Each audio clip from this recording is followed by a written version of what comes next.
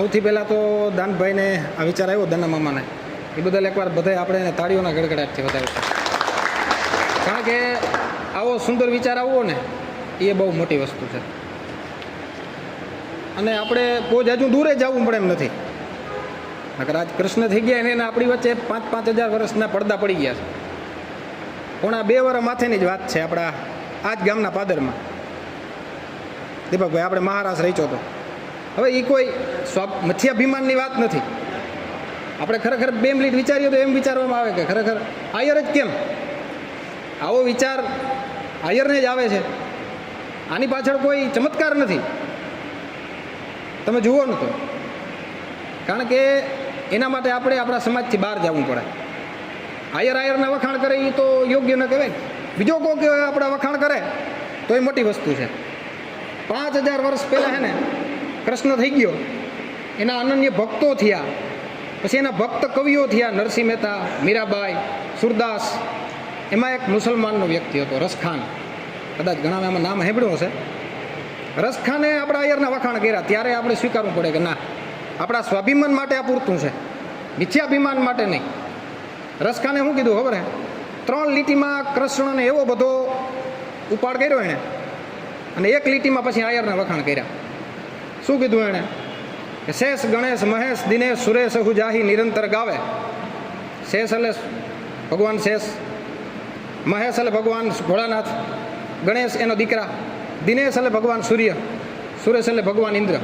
શેષ ગણેશ મહેશ દિનેશ સુરેશ હુ જાહી નિરંતર ગાવે. જાહી અનાદિ અનંત અખંડ અછેદ અભેદ સુભેદ બતાવે. એ કેવો છે? એમ અનંત છે, અખંડ છે, એનો કોઈ માપ જ નથી. પછી દેવર્ષિઓની વાત આવી, આપણે જે દુર્વાસા મુનિની વાત છે. નારદ છે સુખ વ્યાસ રટે પર ચાહ પુની કોઈ પાર ન પાવે. નારદ, સુખદેવ, વ્યાસ આ બધા એને રટી રટીને થાકી ગયા છે, પણ એનો પાર હજી કોઈ નથી પામી. આજ 5,000 વર્ષ પછી આપણે એટલા અપડેટ છીએ, હજી આપણી પાસે એનો તોડ નથી. ઈ કૃષ્ણ કેવો? છેલ્લી લીટીમાં શું કહે?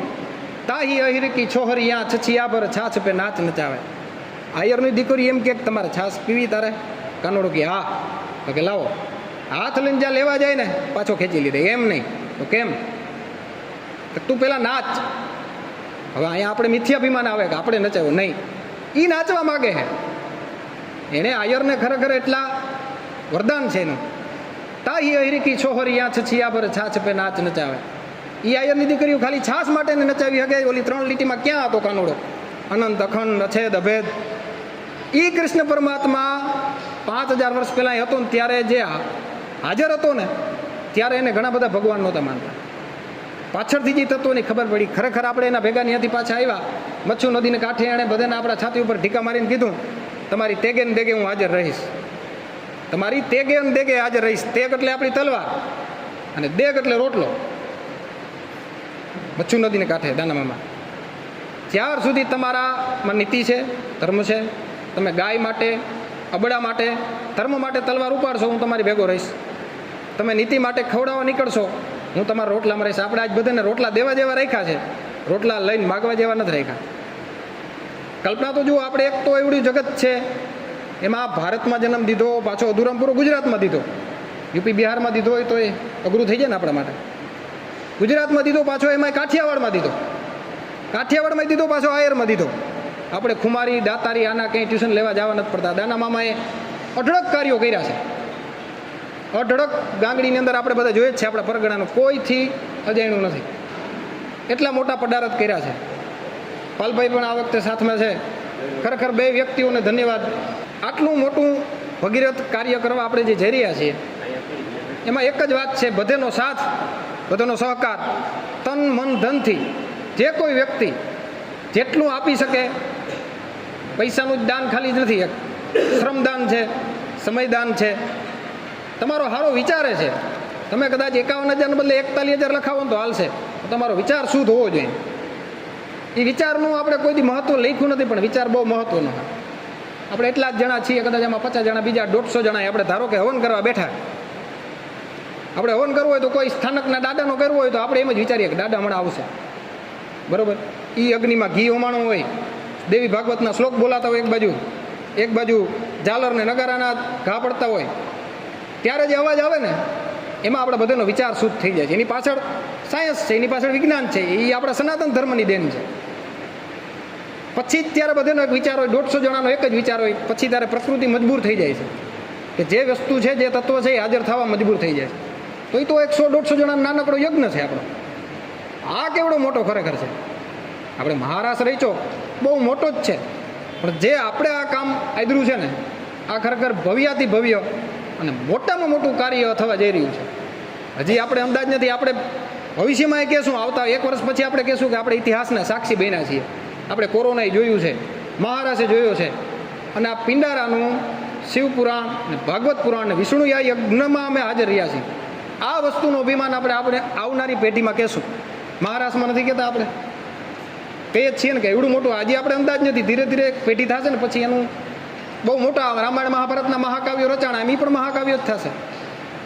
કહેવાનો અર્થ શું છે કે તમારા ખાલી વિચાર શુદ્ધ હશે ને, અને તમે એ શુદ્ધ વિચાર સાથે એમાં હાજરી આપશો ને, આ તમામ આ મિટિંગના માધ્યમથી, આજે મોટા આયોજનની અંતર્ગતની આ મિટિંગ છે, એ માધ્યમથી હું ખાલી એટલું જ કહેવા માગું છું કે તમારી ચેતના, પછી તમારો સાથ સહકાર ને પૈસા ને શ્રમદાન ને હાજરી ને એ તો થતું જ રહેશે.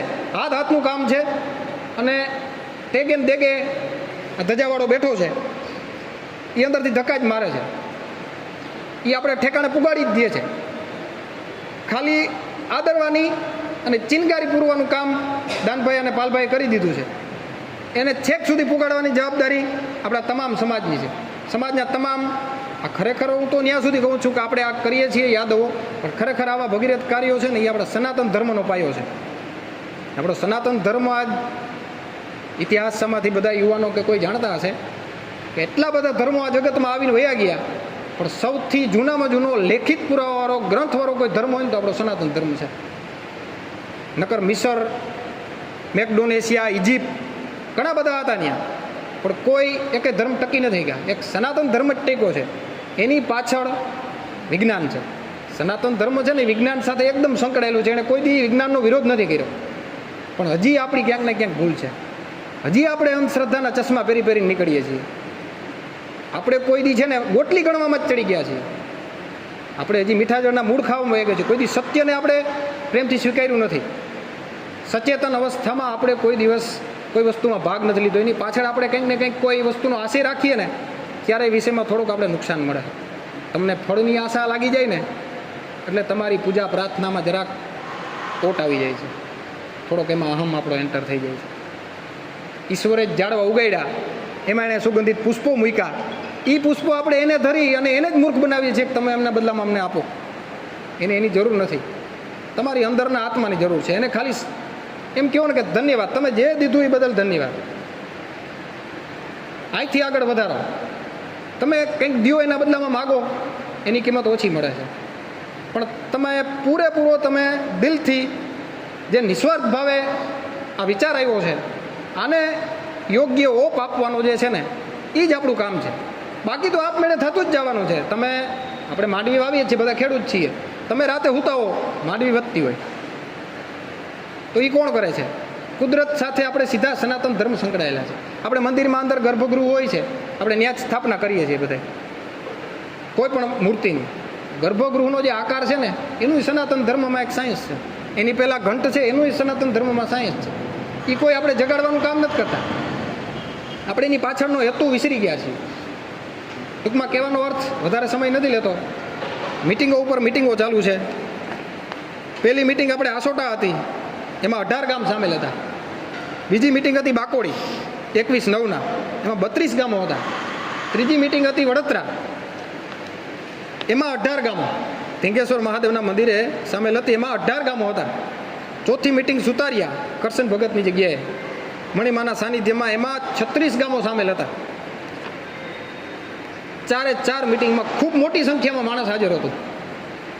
બરોબર, કારણ કે ગામમાં થોડીક સંખ્યા તો થાય, આપણે સ્વાભાવિક છે.